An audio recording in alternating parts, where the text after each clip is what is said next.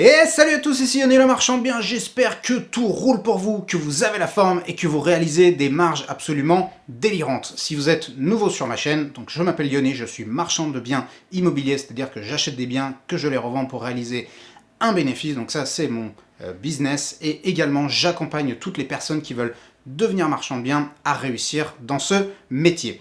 Aujourd'hui, je voudrais vous proposer une vidéo au format un peu différent, un petit peu plus interactif, c'est-à-dire qu'aujourd'hui, je vais vous faire bosser. Pourquoi? Parce que ce matin, je suis allé visiter une maison, donc sur laquelle on peut faire une potentielle opération de marchand de biens. Dans un instant, je vais vous donner un petit peu tous les détails, je vais vous montrer des photos, des petites vidéos. Et en fait, là, c'est un petit peu particulier, puisque le vendeur n'a pas de prix. Il nous a pas dit, voilà, la maison, elle coûte tant, et puis là, on peut faire nos calculs de rentabilité. C'est différent. Là, le vendeur nous a fait voir la maison, et il nous a dit, bah écoutez, voilà, messieurs, on y allait avec mon frère, voilà, messieurs, la maison, vous faites vos calculs, et puis vous nous faites une proposition. Donc aujourd'hui, ce que je vous propose dans cette vidéo, c'est de vous donner un petit peu toutes les informations dont vous avez besoin, vous expliquer un petit peu comment je fais mes calculs, et je vais vous inviter à proposer un prix pour cette maison. Donc je vous laisserai, on va avancer un petit peu ensemble, je vais vous parler de la maison, des chiffres, tout ça, et je vous laisserai mettre en commentaire le prix que vous auriez potentiellement proposé pour cette maison, et pourquoi vous auriez proposé un prix pareil. Ok, donc on va commencer par la visite de la maison. Je vous explique un petit peu, je vous pose le décor. Donc il s'agit d'une commune très cotée de l'Ouest lyonnais, une des meilleures communes de l'Ouest lyonnais, dans laquelle il y a une maison sur un terrain d'environ 1400 m². Alors c'est une maison mitoyenne, elle est mitoyenne d'un côté, et elle est en plutôt mauvais état. On va dire qu'elle vaut un 7-8 sur 20. Alors elle n'est pas pourrie comme vous allez le voir, mais bon, elle est vraiment pas dans un état exceptionnel. Et en fait, si vous voulez, elle est bizarrement fichue parce que c'est comme si ça avait été avant deux petites maisons mitoyennes collées l'une à l'autre qui ont été rassemblées.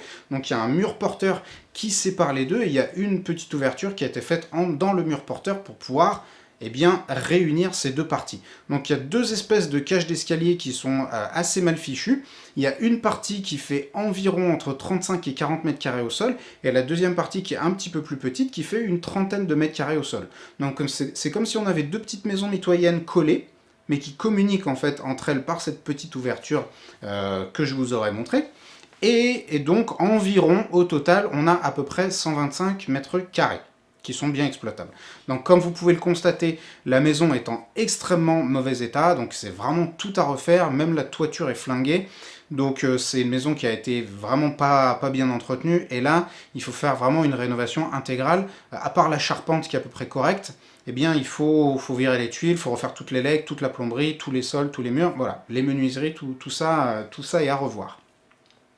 Donc on a cette maison, et à côté, on a un très très beau terrain qui est constructible et qui est divisible. Et là, donc il y a plus de 700 m² qu'on pourrait potentiellement détacher, mais je vous arrête tout de suite, bande de petits malins, on ne peut pas faire plusieurs petits terrains, puisque dans cette commune, la mairie freine des deux pieds les divisions un petit peu trop denses, et donc la mairie a déjà annoncé la couleur, elle ne voudra qu'un seul terrain à bâtir. Donc en gros, sur cette opération, on a la possibilité de sortir de l'eau, la maison et le terrain à bâtir. Maintenant, sur la maison, il y a plusieurs possibilités. Alors, sur le terrain, il n'y en a qu'une, sortir un terrain à bâtir d'environ 700 m². Dans un instant, je vous donnerai les chiffres. Mais voilà, un terrain de 700 m², et la maison, il y a plein de choses qu'on peut faire. Donc soit on la laisse comme elle est, on la revend pas cher, donc la maison en l'état, on la revend pas cher, les gens se démerdent, ils font leurs travaux, ou alors on fait une extension, donc là on dépose un permis de construire, on fait les travaux, on fait une extension, parce que c'est une commune dans laquelle le prix au mètre carré est extrêmement élevé, donc ça peut être intéressant de faire une extension, ou alors on fait l'extension et on fait de l'eau dans la maison, c'est-à-dire qu'on fait deux maisons mitoyennes, donc il y en aura une qui sera relativement petite, et l'autre qui fera une centaine de mètres carrés. Donc voilà globalement les possibilités que nous avons. Et maintenant, il y a plusieurs questions que vous devez vous poser pour pouvoir faire les calculs de rentabilité. Parce que là, je vous dis, ok, maintenant, proposez un prix pour cette maison. La première chose que vous avez besoin de savoir, c'est à quel prix on peut revendre. Si vous avez déjà regardé des vidéos dans lesquelles je fais des calculs de rentabilité, vous devez savoir que la première chose qu'il faut calculer, c'est le chiffre d'affaires potentiel de l'opération. Si vous n'avez pas vu ces vidéos, je vous mettrai le lien dans la description pour que vous alliez un petit peu vous familiariser avec ce type de calcul. Ok, donc comme je vous le disais, il faut d'abord, avant toute chose, déterminer le chiffre d'affaires potentiel de l'opération, et c'est ce que nous allons faire ensemble. Donc, étape numéro 1, déterminer le chiffre d'affaires, c'est-à-dire le prix de revente de l'intégralité des lots que nous pouvons sortir dans cette opération. Premièrement, on a le terrain à bâtir, donc TAB, c'est terrain à bâtir, qui vaut, à mon avis, 350 000 euros. Alors, on peut sans doute en tirer peut-être 10, 20, voire même 30 000 euros de plus, mais comme on n'est pas sûr, c'est ce que je vous recommande très chaleureusement de faire, c'est de vous baser sur des estimations plutôt pessimistes. Comme ça, si ça tourne sur le papier, ça tournera forcément dans la réalité. Ensuite, on a la maison. Donc là, ça se corse un petit peu parce que sur la maison, on a plusieurs possibilités. L'option 1, c'est de revendre en l'état. Vraiment, on fait rien. Moi, je pense que 125 mètres carrés là-bas, même si c'est une maison mitoyenne, 390 000 euros, franchement, elle doit pouvoir partir, mais dans la journée. L'option numéro 2, qui est déjà un petit peu plus corsée, on va dire, c'est de faire des travaux de rénovation et de faire une extension d'environ une quarantaine de mètres carrés. Et là-bas, comme on est dans un secteur dans lequel le prix du mètre carré est relativement élevé, eh bien, ça peut être tout à fait intéressant. Par contre, c'est complètement une autre opération. Là, ça commence à coûter beaucoup plus cher, comme vous allez le voir. En termes de revente, si on fait ces travaux dont je vous parle, on va être entre 700 et 750 000 euros. Donc là, je suis parti pour les besoins de simplification. Je suis parti sur la revente en un seul lot. Je n'ai pas fait la division de la maison en 2 lots, tout ça, parce que là, ça nous aura amené dans des calculs beaucoup plus complexes. Mais de toute façon, vous verrez qu'en général, quelle que soit la façon dont vous retournez l'opération, en général, on retombe plus ou moins sur les mêmes chiffres. Donc entre 700 et 750 000 euros pour la maison si on fait les travaux dont je vous parlais.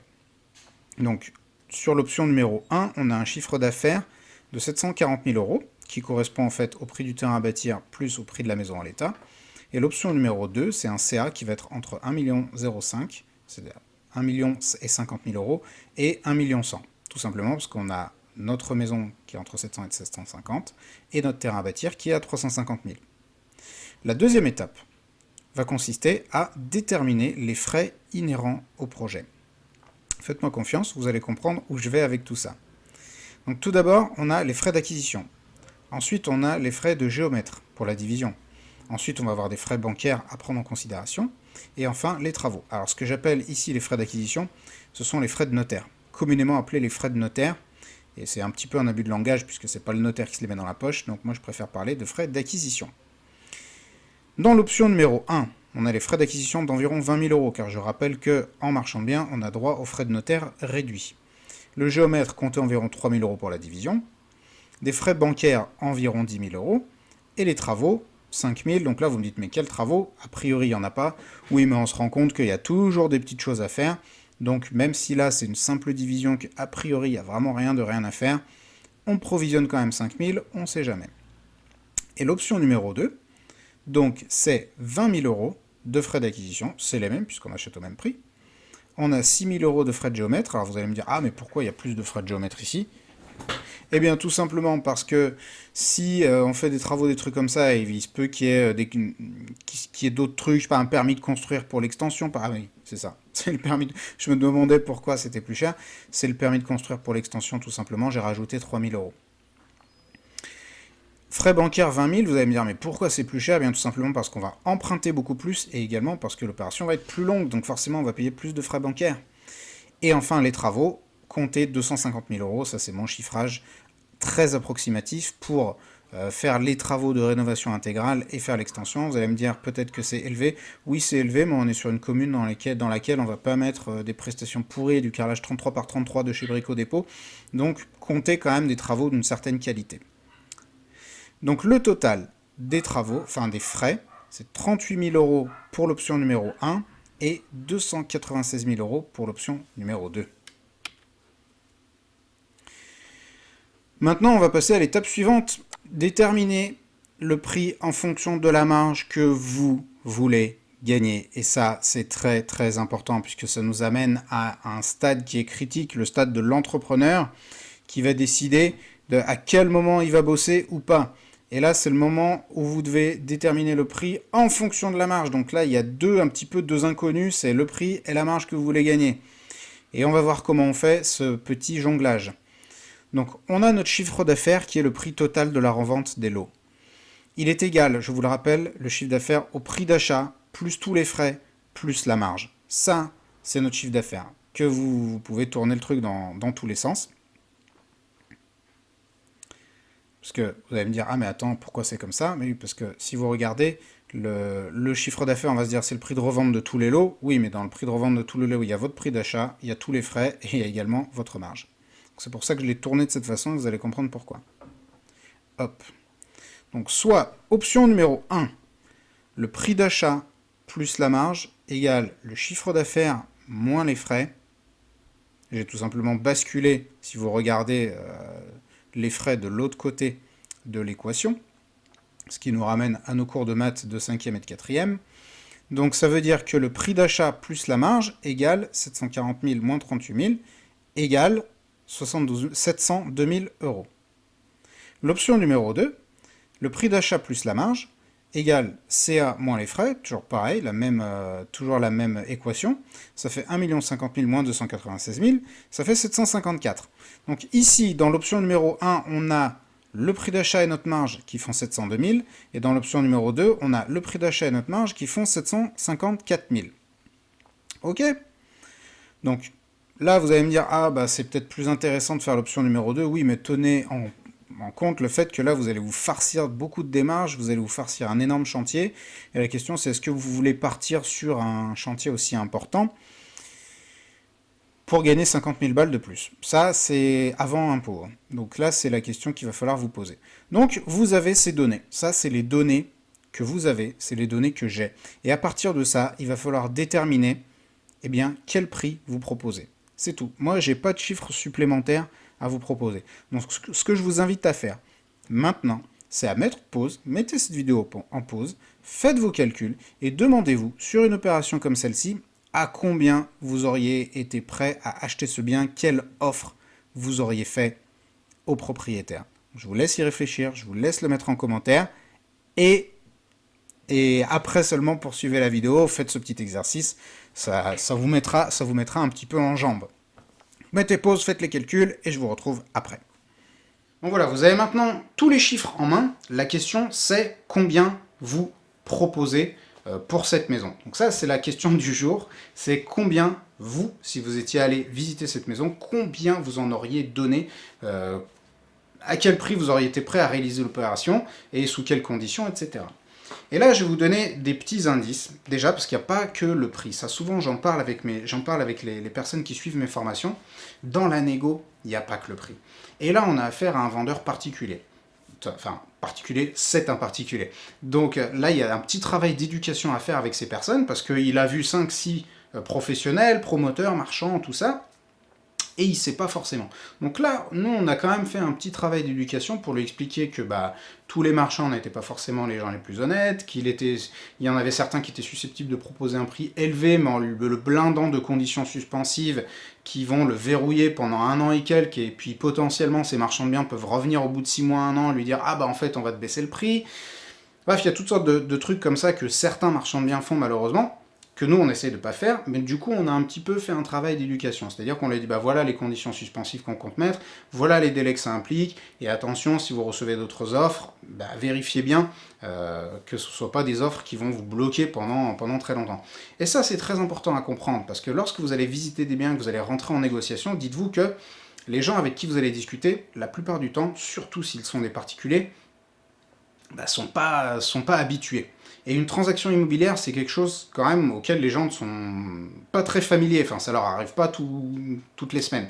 Donc, il faut faire un travail de pédagogie, leur expliquer les choses, leur expliquer comment ça va se passer, et leur expliquer pourquoi, outre l'intérêt financier, pourquoi ils ont intérêt à passer avec vous.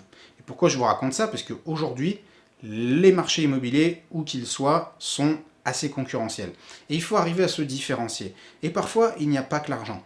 Il n'y a pas que l'argent qui compte, et c'est vraiment un message que j'aimerais vous faire retenir et que j'enseigne dans toutes les formations, c'est que pour la plupart des vendeurs, vous allez voir, à offre équivalente, voire même une offre un petit peu supérieure, eh bien ils vont préférer une offre inférieure mais avec une personne avec laquelle ils ont envie de faire affaire, avec laquelle ils sont plus rassurés. Donc, outre la question du prix, il faut toujours faire attention à inspirer confiance, à leur montrer pas de blanche quelque part, et à leur montrer que vous venez, pas juste pour vous enrichir sur leur dos, que vous n'allez pas les saigner, mais que vous êtes véritablement des partenaires et que à chaque étape, vous allez les tenir au courant. C'est très important, les gens ont besoin d'être rassurés dans ce genre d'opération immobilière. Donc, posez-vous toujours bien la question combien vous voulez gagner. Combien vous voulez gagner, c'est la question maîtresse qui, dans ce genre de dilemme, va vous permettre de trouver une réponse. Pour combien vous êtes prêt à aller bosser? Pour quelle somme vous êtes prêt à vous lever le matin et à vous dire cette opération plutôt qu'une autre ou ce taf plutôt qu'un autre? Ça, il n'y a que vous qui puissiez y répondre. C'est très très important. Et il y a toujours un difficile équilibre, ça je referai des vidéos à ce sujet. Et je vous mettrai les liens en description quand elles seront en ligne. Il y a plusieurs choses. Il y a votre rémunération qui est importante, mais également le temps que vous allez passer sur l'opération, parce qu'une opération toute simple de division et une opération avec un PC, une construction des travaux, c'est pas la même en termes de temps passé. Votre temps, il vaut de l'argent, il faut qu'il soit rémunéré à sa juste valeur. Il y a le risque encouru aussi. Plus vous allez sur une opération importante, plus il y a des travaux, plus vous prenez un risque et plus ce risque doit être rémunéré.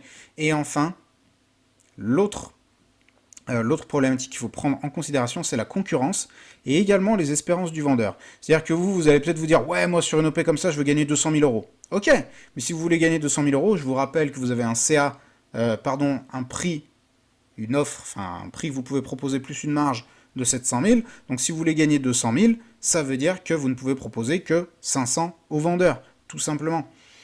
Et là, le problème, c'est que vous avez la concurrence. Donc ça se trouve, vous avez un concurrent, il y a un autre marchand de biens qui va venir derrière, qui va dire « Ah bah moi je propose 550 » ou « Je propose 600 ». Et de plus en plus, moi je le vois sur mon secteur, mais aussi sur d'autres secteurs, ce que mes élèves me racontent, c'est qu'il y a plein de crevards qui sont prêts à bosser pour des marges de 5%. Donc là, c'est compliqué. Il y a la concurrence, donc il faut faire une offre qui est décente. Et en plus, il y a les espérances du vendeur. C'est-à-dire que si vous venez et que vous balancez 500 000 au vendeur, bah, ça se trouve que lui, il a en tête un prix qui est plutôt proche des 600 000. Donc, il va falloir trouver un difficile équilibre entre ce que vous voulez gagner, le temps que vous allez y passer, le risque que vous allez prendre, mais également la concurrence qui est en face et qui peut-être est prête à bosser pour moins que vous, et également les espérances du vendeur qui peut-être sont beaucoup trop élevées par rapport à ce que vous aimeriez gagner de cette opération. Et on va maintenant parler de ce que nous allons proposer. Donc j'espère que vous avez fait l'exercice, c'est votre dernière chance de faire l'exercice et de marquer en commentaire le prix que vous auriez proposé. Nous, on va proposer 600 000 euros. Alors, ça va faire une renta d'environ 15%, c'est pas extraordinaire. On va y revenir un peu plus tard dans la vidéo. La question, c'est pourquoi on ne propose pas moins ? Parce que en réalité, quand on a fait les calculs, c'est marrant, j'ai dit à mon frère, vas-y, calcule de ton côté, je calcule du mien, et on s'appelle un peu plus tard. Et en fait, on est tombé à peu près sur les mêmes chiffres. C'est-à-dire qu'on s'est dit, ce bien, il faut l'acheter entre 550 et 600 grand max. 550, c'est un peu bas, et 600, c'est la fourchette vraiment haute de ce qu'on peut proposer. Mais c'est aussi une barrière psychologique pour le vendeur, de se dire, ah, j'ai vendu à 600 000. Il y a un truc psychologique qui se joue. Et en plus, le discours qu'on a tenu au vendeur, c'était de lui dire, monsieur le vendeur, nous, on comprend que vous fassiez venir plusieurs promoteurs marchands de biens sur ce bien, vous voulez recueillir plusieurs offres, c'est très bien, mais par contre, il est hors de question qu'on rentre dans le jeu des enchères. Donc nous, on va vous proposer un prix qui sera déterminé en fonction de nos critères de rentabilité, ce qui nous semble être juste pour vous et pour nous. Et par contre, on négocie pas 1 euro de plus et on joue pas aux enchères. C'est-à-dire qu'on va vous proposer un prix, on va vous proposer certaines conditions, et ce sera à prendre ou à laisser. On partirait plus sur un projet de division très simple, c'est-à-dire, bim, on fait la déclaration préalable, on détache un terrain à bâtir, on fait 0 travaux dans la maison, on la revend en l'état. Alors ça fait pas une marge qui est énorme en termes de pourcentage, ça fait un petit peu moins de 15%, mais il n'y a rien à faire.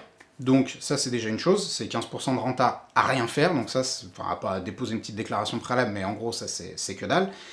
Et surtout, c'est au-delà du pourcentage de rentabilité, c'est un truc qui est important à comprendre, c'est qu'il n'y a pas que le pourcentage qui compte. Il y a la somme absolue. Ça j'en discutais avec un de mes élèves cette semaine, et on se disait, mais en fait, il n'y a pas... Les gens sont dans cette espèce de course à la rentabilité, où ils se disent, on voit les vidéos sur YouTube, et puis on discute avec des mecs qui ont investi, et puis ils disent, ah moi j'ai 15% de renta, moi j'ai 18, moi j'ai 25, et il y a un petit peu cette course à la rentabilité. Mais au final, outre la rentabilité, il y a une chose dont il faut se rappeler. C'est que là, il y a potentiellement 80 000, 100 000 euros à récupérer, à pas faire grand-chose. Donc certes, en pourcentage de rentabilité, c'est pas une rentabilité qui est énorme et qui est délirante et qui va battre tous les records du Guinness, mais par contre, merde, il y a entre 80 000 et 100 000 euros à récupérer, à pas faire grand-chose.